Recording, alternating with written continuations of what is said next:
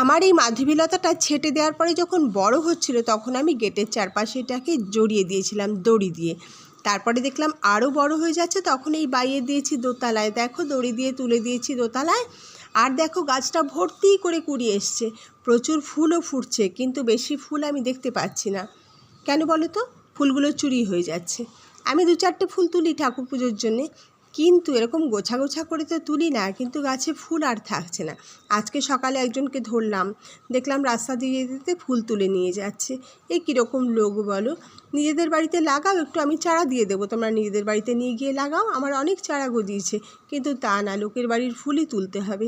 আর এত এত ফুল তুলে নিয়ে যাতে আমার কাজটা ফাঁকা হয়ে যাচ্ছে।